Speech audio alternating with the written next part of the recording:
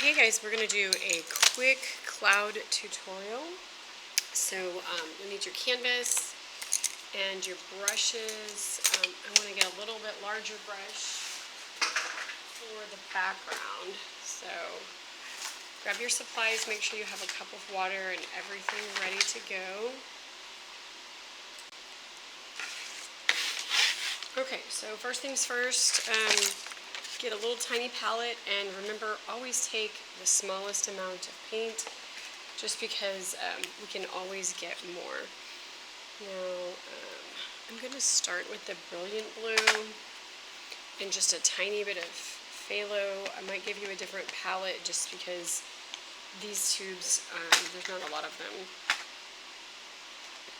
So let's see, you will need titanium white, and it looks like there's no umber in this set. Normally I would mix one with red and green. Let's just experiment with using a small hint of black, which I don't normally do. So dampen your brush. You don't want it to be super wet. I just want it to be moist enough to spread the paint around. So I'm probably going to need more paint, but less is more in the beginning. So remember, this is not watercolor, this is acrylic. If I put it on really thin like this, it looks like watercolor. So I'm just going to get it going. I'm going to need quite a bit more paint than this. So normally I'll mix up my colors on the palette. So I'm just going to go ahead and put some blue down first. So this is the Brilliant Blue Liquitex color. It's when you mix it with white, it can make that really natural cerulean blue, but you can take the Liquitex Basics regular blue, the primary blue, and mix it with white and get the same color. So I am putting on, somewhat opaque layer. I'm being, I'm being very sparing with the paint here. So see how far I can stretch it. It's a small canvas. You do not need to squirt out like a quarter-size blob, but that just goes in the trash, and that is just like dollars going in the trash can. So I am going to darken the horizon, so I've just picked up a tiny bit of white. Again, I'm working with a minimal amount of paint just to see how far we can spread it, because we can always get more. So I'm just creating a blue background gradient for our clouds, like a horizon.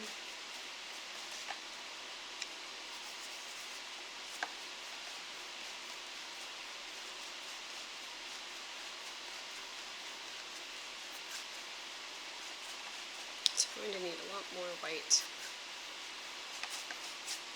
And then there's no black in here, so I've just put a tiny bit of black on my brush. I'm going to pollute the tub a little bit, dirty it up, just make it look more natural. We don't want this to be oversaturated.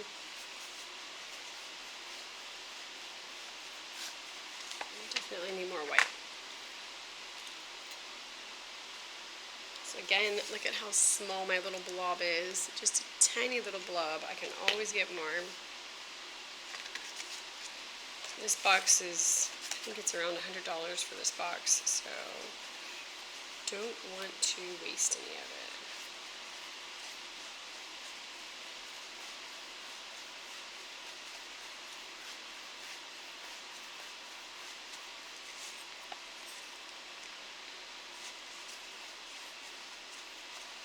So I'm just going back and forth, blending my gradient. We want it to look natural, like a horizon. I'm just going to use this to practice some clouds. I would prefer it to stay a little bit wet. Grab the rest of my white.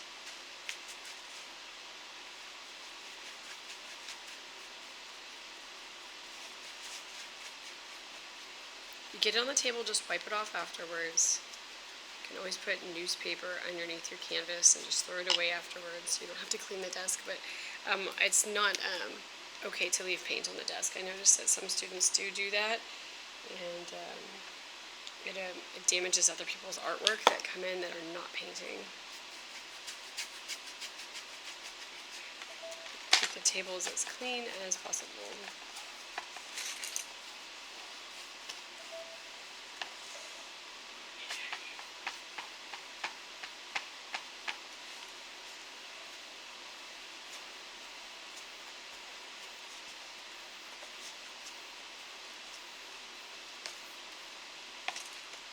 looks a little bit darker in the video. I'm going to clean my brush off a little bit, get the blue off of there, and add some more white to the bottom. Just a teeny tiny bit.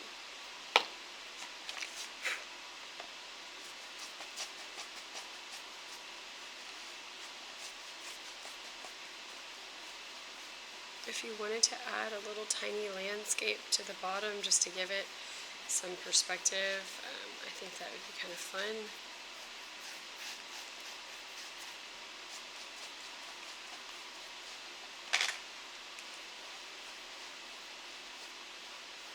If you wanted to add a little bit of warmth to the bottom, we could do that as well. I'll put a tiny bit of yellow. Don't want it to turn green, but it's something that could happen, but I can always paint over it with yellow and white again. I'm gonna mix white and yellow.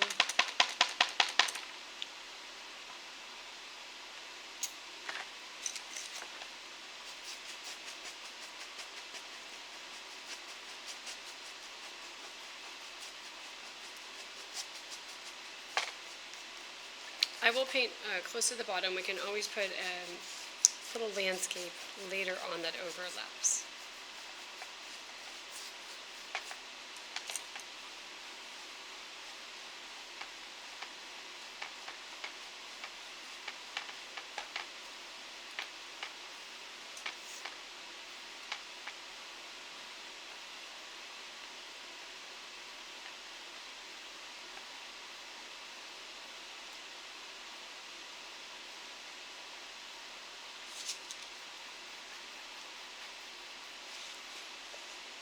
Okay, I could go lighter, but I'm going to stick with this as my gradient. And clean off my 1-inch brush because I do not need it anymore. Now, I do like to play around with 3 different types of brushes for this, the square brushes and the round brushes. So let's mix up a cloud color. Now we do use a little bit of black and a little bit of white. And you want to play with scumbling and letting it dry, adding highlights to the edges. You can observe some of the images of clouds that I've provided for you. And let's see, let's play with a square brush. I'm going to try a small square brush. This is a very small space. I usually work very large, so let's see what happens. So remember, looking at the notes and stuff that are in the website, your clouds at the top will be larger and they will get smaller towards the horizon. So we just want to play with positive and negative space. That's really what clouds are. So I like to start off just kind of like back and forth, like it's fuzzy cotton candy, And I am a little rough on the brush when I'm doing this. I'm just kind of jabbing at the canvas, feeling it out, and thinking about which angles I can go at to create my clouds. Now, I'm not really worried about value at the moment. I'm really just shaping the clouds. And if there's ever a part that I don't like, I can always go in with the background color and reshape it.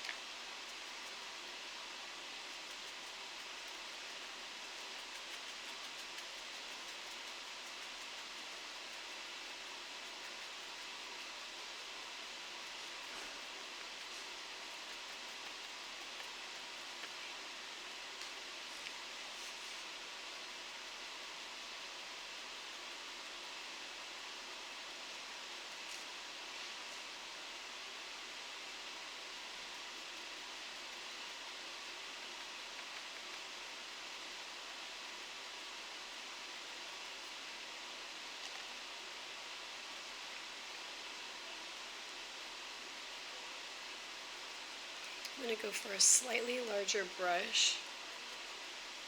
just because this one is taking me a minute.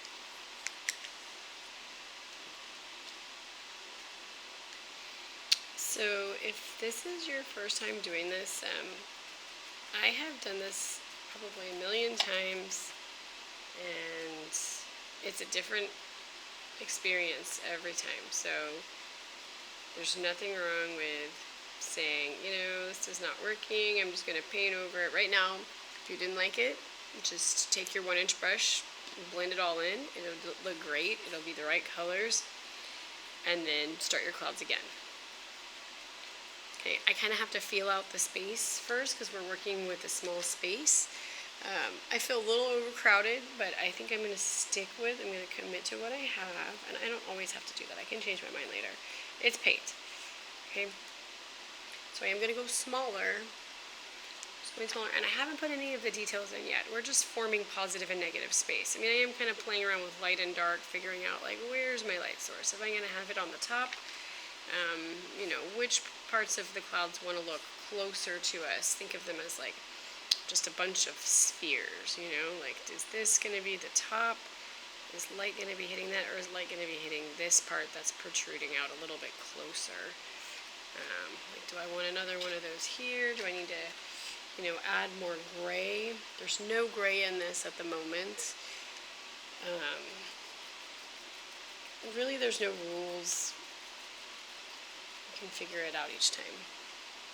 Okay, so I need to clean my brush off because that's a little bit blue. I would like them to become lighter towards the bottom. I'm going to have to work with what I have down here in the paint.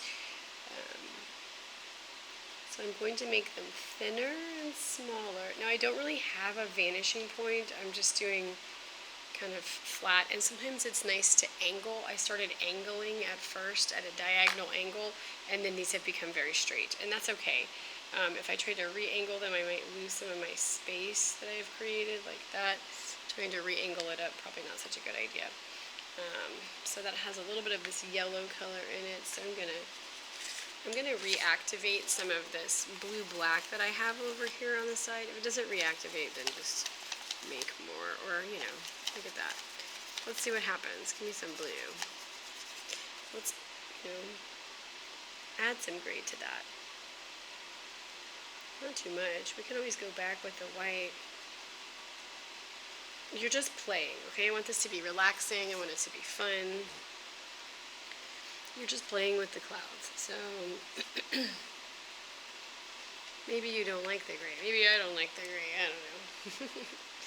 Let's just keep going. Just blend it a little bit more. So yeah, this probably should be more pure white over here. Let's clean off our brush. Let's see what we have left. I'm going to switch to the smaller brush, and I use square brushes just because I feel like they give me a nice edge on the clouds. So I've got this little tiny bit of white right here, and I'm just going to go in and see if I can.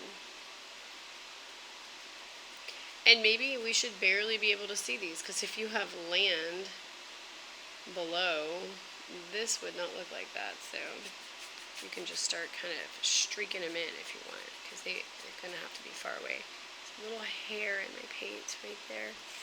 Okay, so I kind of like some of these shapes that we're forming here. I do not have that color mixed, so if I did want that color, I'm going to have to remix it. That's just a start. It's only been 15 minutes, so you can let this dry. You can paint over it. You can do whatever. You can start adding highlights, give them some form.